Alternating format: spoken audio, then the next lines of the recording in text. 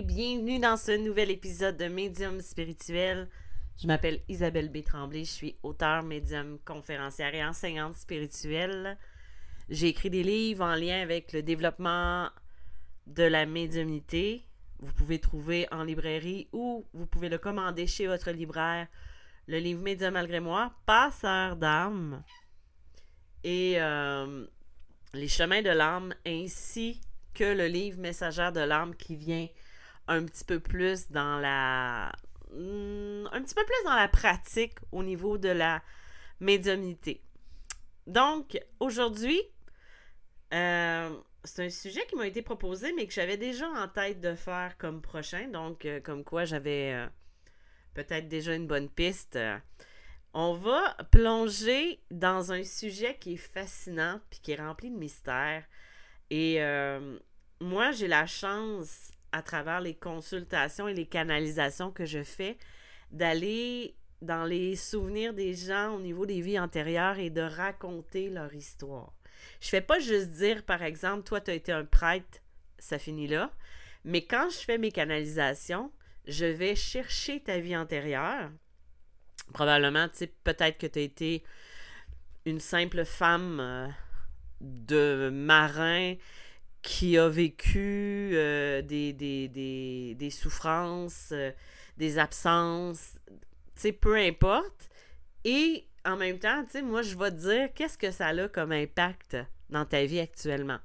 Puis je trouve ça intéressant parce que des fois, ça vient répondre à un problème qu'on a puis qu'on ne sait pas d'où ça vient. Tu sais, par exemple, les phobies.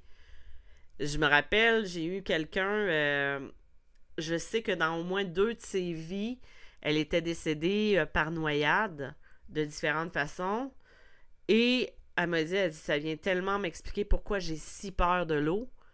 Tu sais, d'autres personnes, c'est au niveau tu sais, de la claustrophobie. Et quand on arrive avec qu'est-ce qui s'est passé, admettons que la personne elle a été aux prises, tu sais, prisonnière dans une grotte ou peu importe, ben ça vient aussi, tu sais, confirmer ou venir apprendre du pourquoi. Et quand on plonge au niveau des vies antérieures, les souvenirs des vies antérieures, ben des fois, on a des surprises sur ce qu'on va révéler ou ce qu'on va apprendre. Il y a beaucoup de gens qui croient que la réincarnation, c'est un mythe.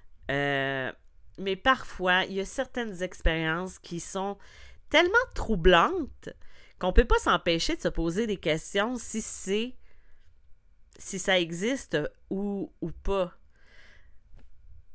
Avant de vous partager 2 témoignages d'enfants que j'ai trouvés sur Reddit, je vous avertis tout de suite, je pourrais aussi vous en raconter sur le nombre de personnes que je vois par année. On a plein d'histoires en lien avec les vies antérieures, mais là, j'ai trouvé deux témoignages qui, je trouvais, étaient parlants de ce que c'est quelqu'un qui se souvient de ses vies antérieures ou qui semble se souvenir d'une autre existence.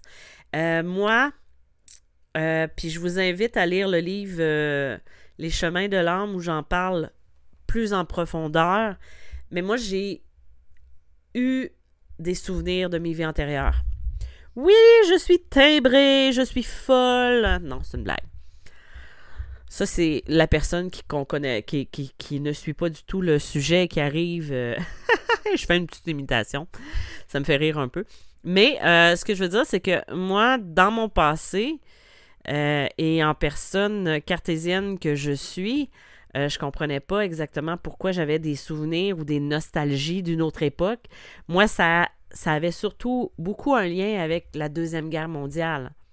Je savais que j'avais un lien extrêmement profond avec l'Italie et je comprenais pas pourquoi quand j'entendais parler italien à la télévision, ben quand j'étais plus jeune, quand j'étais petite, c'était comme si je connaissais, mon oreille connaissait cette langue-là. Et il y avait plein de trucs comme ça et des rêves que je faisais quand j'étais petite. Euh, et c'était des certitudes que j'avais. Et même plus tard, ma mère m'a dit, d'ailleurs, quand j'ai commencé à écrire le livre sur les vies antérieures, ma mère, elle me racontait que quand j'avais 3 ans, je l'avais regardé, puis je lui avais dit, j'ai dit, moi, j'ai pas peur de mourir. Et j'ai eu longtemps des petites crises. C'était comme des petites crises d'épilepsie que je faisais peut-être jusqu'à l'âge de 8 ans. Je perdais conscience et tout ça. Puis j'avais des migraines et des maux de tête atroces. Et finalement, ça s'est arrêté vers 7 ou 8 ans quand je me suis plus bloquée au niveau de mes capacités psychiques. Comme si j'avais un peu, sans refermer la porte, j'avais un peu mis ça de côté. Mais ça a continué, ces impressions-là et ces souvenirs-là. Comment je pourrais expliquer? C'est que moi, en étant que le fait que la porte de mes vies antérieures n'était pas fermée, mais en fait, j'avais toujours des souvenirs qui remontaient, des peurs. Je sais que quand je voyais des policiers avec leur gun, avec leur fusil, ou leur revolver au niveau de leur taille, je ne me sentais pas bien. Et j'avais toujours cette impression-là que j'étais morte, fusillée. Mais quand j'en parlais à des gens, il y en a qui me disaient, ben, tu devais être une juive ou un juif dans une vie antérieure, puis c'est ça qui est arrivé. Puis je disais, non, c'est pas ça. Je sais que c'est pas ça. Que j'étais un prêtre.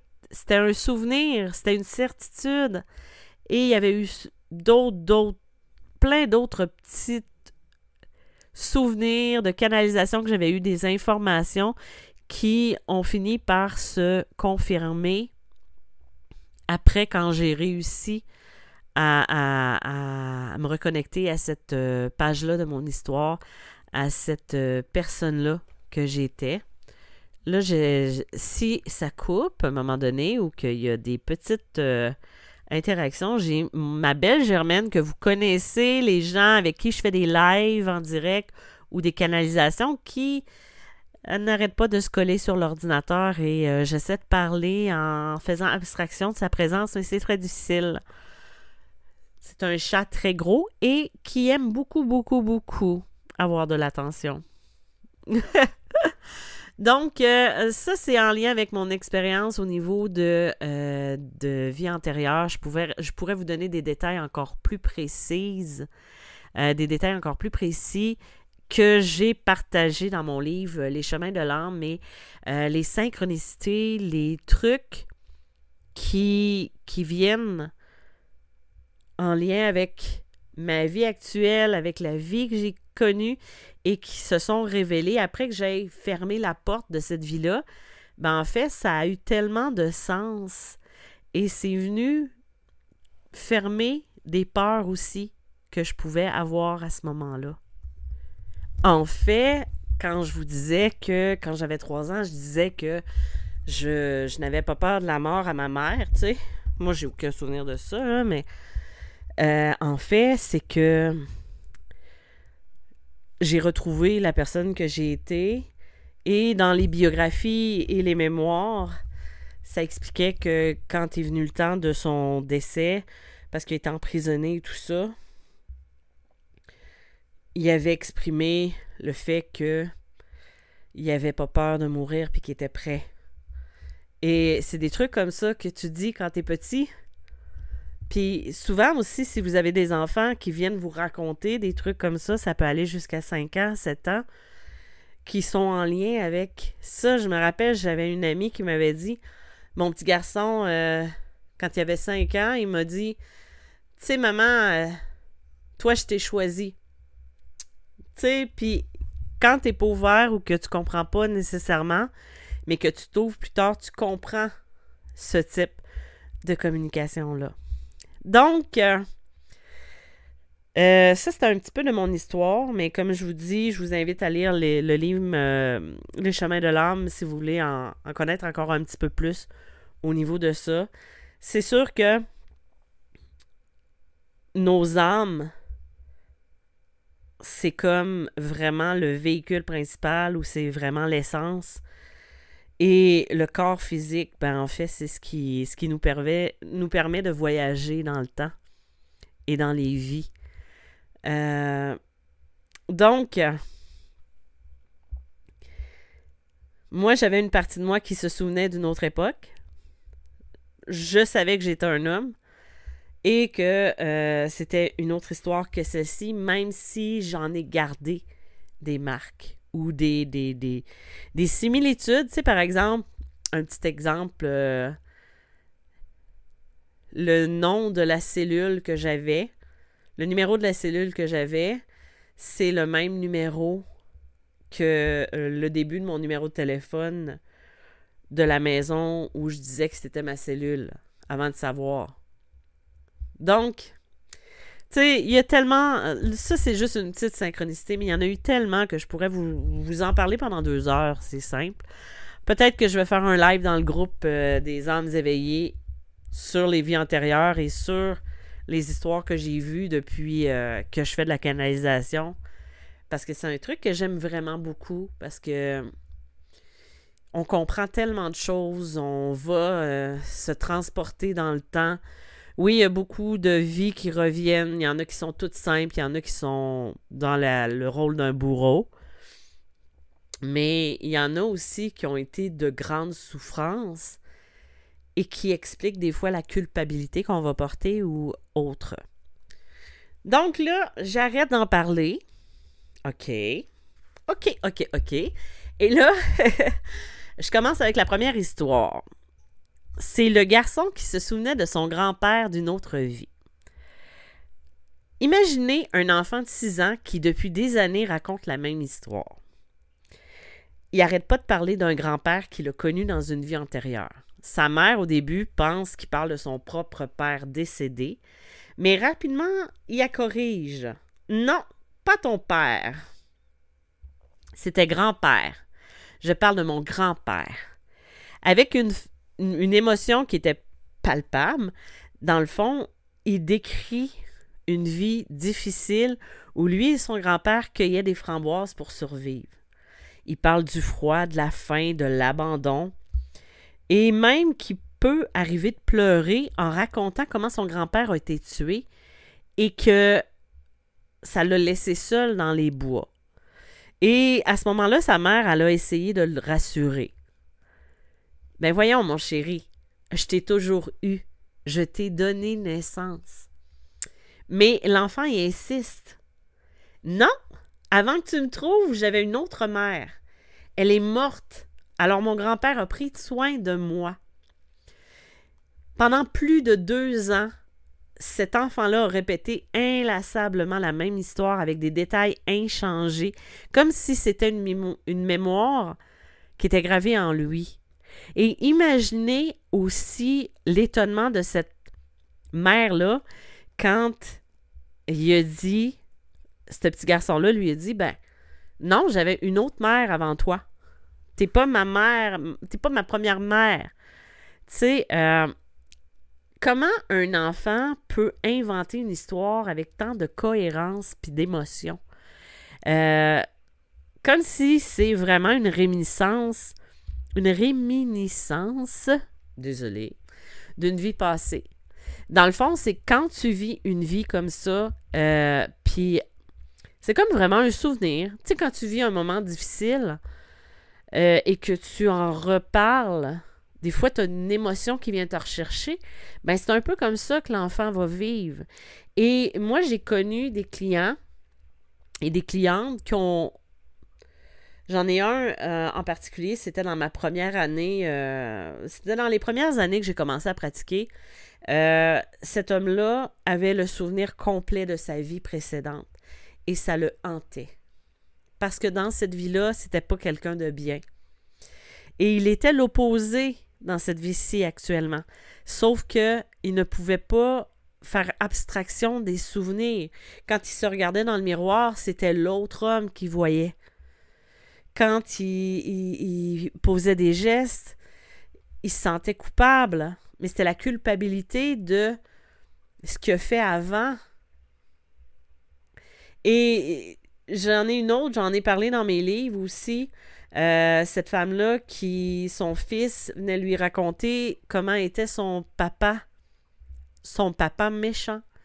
Et il parlait pas de son père actuel. Il parlait tout le temps du papa méchant qu'il avait eu avant. Et qu'il avait tué lui et sa mère. Et sa mère, c'était elle, cette cliente-là. Tu sais, c'est des choses comme ça qu'un enfant de 3 ans ne peut pas inventer. Et il expliquait tout en détail. Puis, tu sais, il a même montré où il avait été tiré parce que l'homme avait utilisé un projectile d'arme à feu, une arme à feu, et les deux avaient la même cicatrice. Et quand je suis allée en canalisation, et ça, elle ne me l'avait pas expliqué avant. Moi, j'y suis allée en canalisation et elle me l'a expliqué après ce que son petit garçon lui dit. Et ça venait concorder avec la canalisation que j'avais faite. Et dans cette canalisation-là, j'avais montré, parce que je ne savais pas, j'y avais expliqué qu'il y avait eu 2 coups de feu. Chacun avait été tiré au niveau de la nuque et qu'elle avait été tirée aussi au niveau du cœur. Et c'est là qu'elle m'avait expliqué qu'il y avait les deux la même cicatrice et que c'est ça que le petit garçon lui montrait quand il montrait qu'il s'était fait tirer dessus. Et elle lui avait aussi montré, elle m'avait aussi dit, elle dit c'est drôle, elle dit que tu me dises, c'est drôle que tu me dises que j'ai été tirée au niveau du cœur parce que, elle dit, j'ai un souffle au cœur depuis la naissance. Tu sais, c'est des choses comme ça qui peuvent arriver, qu'on peut avoir comme mémoire. Ça me fait penser, j'ai eu quelqu'un aussi il y a quelques années qui avait eu un problème, qui a toujours eu un problème au niveau des intestins. Les médecins ne comprennent pas et quand elle allait en Europe, ça revenait tout le temps, ce problème-là. Et en canalisation, avant qu'elle me l'explique, il était sorti qu'il était arrivé quelque chose au niveau de la Deuxième Guerre mondiale où elle avait été dans les camps nazis, dans les camps de concentration, et elle était morte je crois que c'était de dysenterie. Puis là, on est allé voir parce que moi, des fois, j'ai des informations et je suis pas certaine de la portée de l'information. Et c'est exactement les mêmes symptômes qu'elle avait quand elle se rendait en Europe. Là, je ne sais pas si ça s'est réglé parce que je l'ai jamais revu, cette personne-là, mais c'est venu expliquer certaines choses. Le deuxième témoignage, c'est un enfant qui se souvenait d'un accident fatal. Il y a une autre mère qui a vécu une expérience tout aussi troublante avec sa fille aînée. Dès son plus jeune âge, c'était une enfant qui manifestait une peur inexplicable. Elle n'avait pas peur des voitures, elle n'avait pas peur des trottoirs, mais elle avait peur quand elle se retrouvait dans un parking. Un jour, pendant qu'elle marchait vers un magasin avec sa fille, la petite lâche une phrase qui est plus ou moins glaçante. Tu sais, le genre de phrase que tu ne veux pas entendre. Elle dit « Chaque fois que je suis ici, je pense à cette fois où nous sommes morts. » Sa mère, un peu interloquée, lui demande des explications parce que, tu sais, ton enfant te dit « Je pense à cette fois où nous sommes morts. » Il y a peut-être des petites... comment je pourrais dire? Il y a peut-être des petits signaux d'alarme dans ta tête qui se font. Et là, la petite fille lui explique, elle dit « Nous sommes morts. » Elle dit « On a été renversé par une voiture en marchant dans un endroit comme celui-ci, sauf que j'étais encore dans ton ventre. Toi, t'es morte, et puis je suis morte. » Pendant des années, à chaque passage dans un parking, la petite fille ramenait toujours le sujet. Elle était vraiment convaincue d'avoir vécu cette tragédie-là. Un jour, frustrée de l'incompréhension de sa mère, elle a dit « Comment peux-tu ne pas te souvenir? Nous sommes mortes. J'ai dû attendre si longtemps que tu sois assez vieille pour recommencer. » Et quand elle disait ça, dans le fond, c'est que la personne a expliqué, cette femme-là, elle a expliqué que elle avait fait 7 ou 8 fausses couches et que elle avait dû attendre longtemps avant de réussir à tomber enceinte parce que ça n'avait pas fonctionné. Puis tu sais, c'est des trucs qu'un petit enfant ne pouvait pas nécessairement savoir ou quoi que ce soit. Tu sais, ça, c'est 2 exemples que j'ai pris sur Reddit. Je vous ai parlé d'exemples que j'ai eus. J'en vois toutes les semaines des trucs en lien avec des vies antérieures, des fois qui sont toutes simples, des fois qui sont... tu sais, on n'a pas tous été des reines, des princesses. On a vécu des tragédies. On a vécu des moments qui étaient doux, qui étaient faciles, qui étaient... Tu sais, j'ai eu une vie, moi, où j'ai été mariée avec plein d'enfants et je restais sur une terre. Et ça a été ma vie, avec un côté rebelle que j'ai encore aujourd'hui. J'ai eu des vies où j'ai été autochtone et j'en ai eu que j'ai été...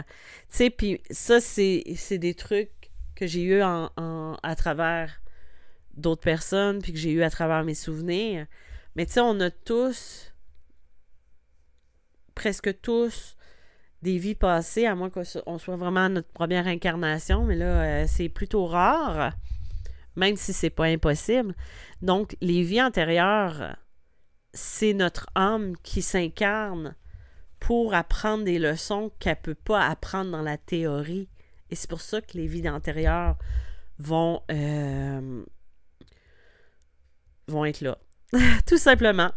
Hey, si jamais tu as une histoire en lien avec ta vie antérieure, un souvenir ou même avec tes enfants, tu peux me l'envoyer, puis moi, ça va me faire un plaisir de raconter ton histoire ou ton témoignage parce que c'est un sujet qui est fascinant et je pourrais en parler pendant des heures et des heures. Vraiment, là, je vous le dis, là. Ouais, je pense que je vais vraiment faire un live là-dessus parce que c'est super intéressant. Dans le fond, les récits que je vous ai contés, ben, c'est pas isolé. Il y a beaucoup de parents à travers le monde qui rapportent des souvenirs de vie antérieure racontés par leurs enfants. Des fois, il y a des détails qui sont très précis, des émotions qui sont profondes. Et j'ose croire que ces témoignages-là sont réels, mais ceux que je vous ai racontés le sont par rapport aux personnes que j'ai côtoyées et des trucs qui sont arrivés réellement. Est-ce que nos âmes se souviennent de leurs expériences passées, ce qui pourrait expliquer certains comportements, certaines peurs, certaines qualités aussi? Moi, c'est un sujet, comme je vous l'ai dit, qui me fascine. Plus j'entends des histoires comme celle-ci, plus je suis convaincue qu'on est bien plus qu'une simple existence, qu'on est bien plus que la simple existence actuelle qu'on vit. Avez-vous déjà vécu une expérience similaire? Est-ce que vous avez un enfant qui a évoqué des souvenirs de ce sens-là? N'hésitez pas à le partager avec nous en commentaire. Si cet épisode vous a plu, n'oubliez pas de vous abonner, de liker et de partager. Et je vous dis à bientôt pour un prochain épisode. Bye bye!